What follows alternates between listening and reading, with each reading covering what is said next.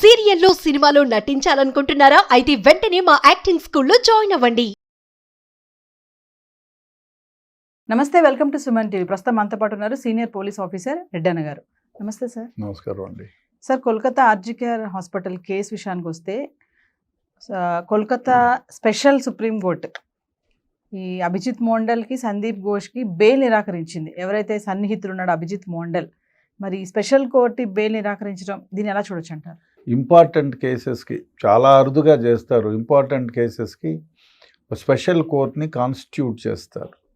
So ఆ విధంగా CBI special court, ఈ స్పెషల్ కోర్టు ఈ కేసెస్ ఏమైతే, ఈ case Arijit medical college case ఏవైతే ఉందో దీని ఇన్వెస్టిగేషన్లో త్వరితగతిన కంప్లీట్ చేయాలనేటువంటి ఉద్దేశంతో ఒక స్పెషల్ కోర్టుని కాన్స్టిట్యూట్ చేశారు. సో బెయిల్కి కానివ్వండి, ఛార్జ్షీట్లన్నీ కూడా ఇదే కోర్టులో వేస్తారు. సో ఆ విధంగా ఈ కోర్టులో ఈ అభిజిత్ ఎవరైతే ఇన్వెస్టిగేషన్ ఆఫీసర్ ఉన్నాడో ఆయన, తర్వాత ప్రిన్సిపల్, వీళ్ళిద్దరూ అంటే ముగ్గురు అరెస్ట్ అయ్యారు. ఈ ముగ్గురులో ఇద్దరికి బెయిల్ కోసం రిక్వెస్ట్ చేసి పెట్టారు. బెయిల్ ఆర్గ్యుమెంట్స్ కూడా జరిగాయి, చేస్తే బెయిల్ రిజెక్ట్ చేశారు. బెయిల్ రిజెక్ట్, ఎవ్రీబడి నోస్ ఎట్టి పరిస్థితుల్లో బెయిల్ ఇవ్వరు వీళ్ళకని. ఎందుకంటే ఇన్వెస్టిగేషన్ ఇంకా కంప్లీట్ కాలేదు. ఎందుకంటే వీళ్ళు బయటకు వచ్చిన తర్వాత ఇద్దరు కూడా మెయిన్ పర్సన్స్, ఎస్పెషల్లీ ప్రిన్సిపల్. వాడికి బెయిల్ ఇస్తే ఉండే ఎవిడెన్సెస్ డిస్ట్రాయ్ చేయొచ్చు. ఎందుకంటే వాడు he has already destroyed some of the evidences. Scene of అఫెన్స్లో ఎఫ్ఐఆర్ డిలే కావడానికి వాడే రీజను. అదేవిధంగా ఇన్స్పెక్టర్ కూడా responsible for registering case very delayed. 17 గంటలు లేట్గా రిజిస్టర్ చేసినాడు. సో వీళ్ళిద్దరూ ములాఖాత్ అయి ఉండారని ఒకటి. ఇంకా ఇన్వెస్టిగేషన్ స్టేజ్లో, ప్రిలిమినరీ ఇన్వెస్టిగేషన్ స్టేజ్లోనే ఉంది. వీళ్ళకు బహుశా రిలీజ్ చేస్తే వీళ్ళు ఫర్దర్గా ఇన్వెస్టిగేషన్ని ట్యాంపర్ చేయడానికి, ఎవిడెన్సెస్ను, విట్నెసెస్ని ట్యాంపర్ చేయడానికి, లేదు ఇంకా ముందే ట్రై చేశారు కదా, సీన్ ఆఫ్ అఫెన్స్ని తారుమారు చేయడానికి ప్రయత్నం చేశారు. కొంతవరకు సఫలీకృతమయ్యారు. కొన్ని మెసేజెస్ డిలీట్ చేశారు. సో వీళ్ళు బయటికి వెళ్తే ఒకళ్ళ నుంచి ఒకళ్ళకి ఇన్ఫర్మేషన్ పాకి ఇతర వ్యక్తుల్ని ఎవరన్నా వీళ్ళు ఇంట్రాగేట్ చేయాలి అంటే దాంట్లో సరైనటువంటి సమాచారం రాకపోవచ్చు అనేటువంటి ఉద్దేశంతో పోలీస్ కస్టడీలోనే పెట్టుకొని వీళ్ళిద్దరిని ఇంట్రాగేట్ చేసి, ఇప్పుడు ఇంకోటి ఎమ్మెల్యే నిర్మల్ ఘోష్ ఉన్నాడు కదా, ఆయన్ని ప్రిన్సిపల్ని ఇంట్రాగేట్ చేయాలి, ఇద్దరిని కన్ఫ్రాంట్ చేసి చేయాలి. సో వానికి బెయిల్ ఇచ్చేస్తే ఏమైంది, వీడు ఇద్దరు మాట్లాడుకుంటారు జల్సాగా ఫోన్లో, బావా నేను ఊకు అంటారు, నువ్వు ఊకు అనరా అంటారు, మళ్ళీ ఏమీ చేయకుండా అయిపోతారు కదా. ఆ ఉద్దేశంతో స్పెషల్ కోర్టు బెయిల్ రిజెక్ట్ చేసింది. ఇక మూడో ముద్ద వాడు సంజయ్ రాయ్ ఎవరైతే ఉన్నారో వాడికి ఎట్లా బెయిల్ అప్లై చేయలేదు, ఎందుకంటే ఈజ్ అ ప్రైమ్ అక్యూజ్డ్ కాబట్టి వానికి బెయిల్ అప్లై చేసినా రాదు, అందుకనే అప్లై చేయలేదు. వీళ్ళిద్దరికీ బెయిల్ రిజెక్ట్ చేయడానికి కారణం ఏమంటే ఇన్వెస్టిగేషన్ స్టేజ్లో ఉంది, ఇప్పుడు బయటకు వస్తే ఎవిడెన్సెస్ ట్యాంపర్ చేస్తారని ఒకటి, విట్నెస్ని ఇన్ఫ్లుయెన్స్ చేస్తారని ఒకటి, అదేవిధంగా సీన్ ఆఫ్ అఫెన్స్ని డిస్ట్రాయ్ చేసేవాడు ఇంకా ఏమైనా ఎవిడెన్స్ని డిస్ట్రాయ్ చేస్తారేమో అనే ఉద్దేశంతో వాళ్ళని కస్టడీ పొడిగించారు. 15 రోజులు 14 రోజులు ఏదో కస్టడీ పొడిగించారు వాళ్ళను. మళ్ళీ ఐ డోంట్ థింక్ మళ్ళీ నెక్స్ట్ అడ్జర్న్మెంట్లో కూడా వీళ్ళకి బెయిల్ దొరుకుతుందని, ఎందుకంటే ఛార్జ్షీట్ వేసేదానికి 90 days కాలేదు ఇంకా. సో దాదాపు 160 days వరకు కూడా వీళ్ళకు బెయిల్ రాకపోవచ్చు. ఎందుకంటే ఆ లోపల వీళ్ళు సిబిఐ ఏదైనా ఎవిడెన్సెస్ కలెక్ట్ చేసి అయిపోయింది, ప్రిలిమినరీ ఛార్జ్షీట్ అయినా ఫైల్ చేస్తే అప్పుడు దెర్ ఇస్ ఎవ్రీ ఛాన్స్ ఆ ఎస్హెచ్ఓకి బెయిల్ రావడానికి ఛాన్స్ ఉంది, లేకపోతే బెయిల్ రిజెక్ట్ చేస్తారు. సార్, మామూలుగా చూసుకుంటే ఎలాంటి పరిస్థితుల్లో ఈ బెయిల్ అనేది రిజెక్ట్ అవుతుంది సార్ అసలు?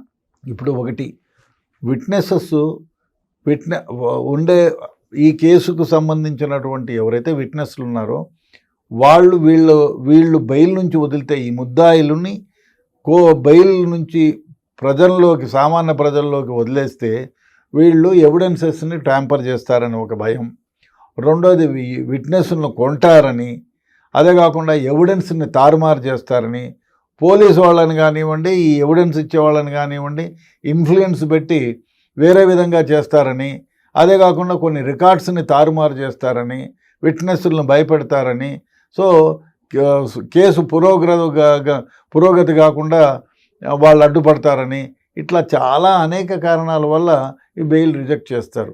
ఛార్జ్షీట్ అంతా వేసేసి ఇంకా ఇన్వెస్టిగేషన్ కంప్లీట్గా అయిపోయింది, there is no further investigation అంటే అప్పుడు బెయిల్ ఇచ్చినా ప్రాబ్లం లేదు. కాబట్టి అంతవరకు ఎవరికి కూడా బెయిల్ గ్రాంట్ చేయరు ఇట్లాంటి సెన్సిటివ్ కేసెస్లో. సో ఇప్పుడు ఎవరైతే సందీప్ ఘోష్ ఉన్నాడో, నిర్మల్ ఘోష్ ఉన్నాడో, ఈ అభిజిత్ మోండల్ ఉన్నారో, అంటే ఏ ఇంట్రోగేషన్ పైన ఇంట్రోగేషన్స్ చేస్తున్నారు అంటున్నారు కదా, అంటే ఇంకా పై ఏం ఇంట్రోగేషన్స్ చేస్తారు సార్ వాళ్ళు? ఇప్పుడు కొన్ని క్లూస్ ఇప్పుడు చూడు, ఇప్పుడు మనము 1 వీక్ బ్యాక్ ఇన్వెస్టిగేషన్లో వీళ్ళ ప్రిన్సిపల్ది ఫోన్, ఆర్జికర్ ప్రిన్సిపల్ ఘోష్ ఎవరైతే ఉన్నారో వాడి టెలిఫోన్లో మెసేజ్ రిట్రీవ్ చేయలేదు, ఇవాళ రిట్రీవ్ చేశారు.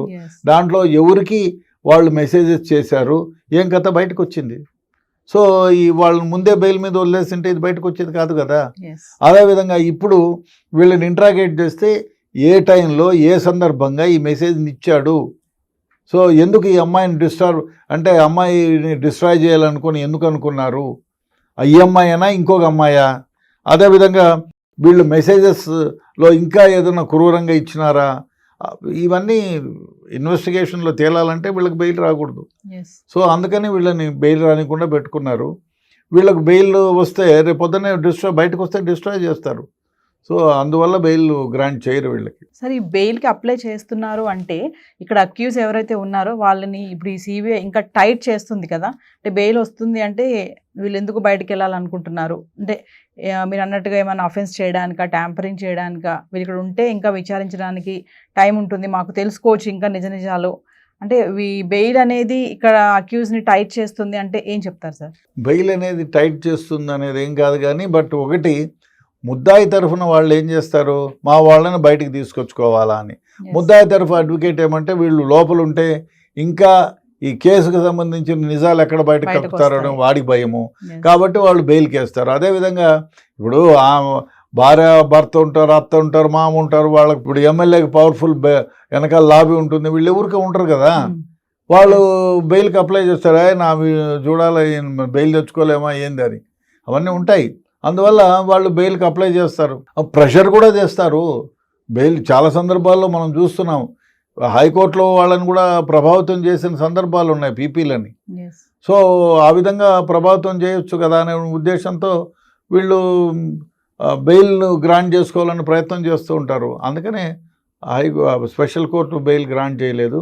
అదే కాకుండా వాదోపవాదాల్లో జరుగుతాయి, వీళ్ళు బెయిల్లో ఎందుకు రావాలని వాళ్ళు వాదిస్తారు, వీళ్ళు వాదిస్తే ఏం జరుగుతుంది, వాళ్ళు బెయిల్లో వదిలేస్తే ఏం జరుగుతుందో వీళ్ళు చెప్తారు. కాబట్టి it is for the judge గారి ఆలోచనల ప్రకారం వీళ్ళు బయటికి వెళితే ఏదైనా ఎవిడెన్స్ని ట్యాంపర్ చేస్తారని నమ్మితే ఇమీడియట్గా బెయిల్ ఇవ్వరు, రిజెక్ట్ చేస్తారు. సో ఒకసారి ఇన్వెస్టిగేషన్ కంప్లీట్ అయిపోతే అప్పుడు వీళ్ళు వాదించడానికి కూడా ఏముండదు, కాబట్టి అప్పుడు బెయిల్ గ్రాంట్ చేస్తారు. సార్ చూసుకుంటే అలా ఎన్నిసార్లు బెయిల్కి అనేది అప్లై చేయొచ్చు, ఇప్పుడు రిజెక్ట్ అయింది మళ్ళీ అప్లై చేసుకోవచ్చా బెయిల్కి? చేసుకోవచ్చు. ఎన్నిసార్లు చేయొచ్చు? అట్లా ఎన్నిసార్లు అయినా చేసుకోవచ్చు. ఓకే, వీళ్ళు ఎన్నిసార్లు అయినా దాన్ని నిరాకరించవచ్చు, వాళ్ళు రిజెక్ట్ చేయొచ్చు, వీళ్ళు చేయొచ్చు. అదేవిధంగా ఇది వద్దనుకుంటే హైకోర్టులో చేయొచ్చు, హైకోర్టులో రాలేదనుకో సుప్రీంకోర్టులో చేయొచ్చు. సో బెయిల్ ఎన్నిసార్లు వేసుకున్నారు అనేది కాదు, బెయిల్ గ్రాంట్ అయ్యేంత వరకు చేస్తూ ఉండొచ్చు. బట్ వాళ్ళు రీజన్ చెప్పి నాట్ గ్రాంటెడ్ అని చెప్తారు. స్పెషల్ కోర్టు ఇప్పుడు ఎందుకు నిరాకరించింది అంటే ఫైనల్గా ఏం చెప్తారు సార్? ఒకటే, ఎవిడెన్స్ ఇంకా కంప్లీట్ కాలేదు, ఎవిడెన్స్ ఇంకా కలెక్ట్ కాలేదు.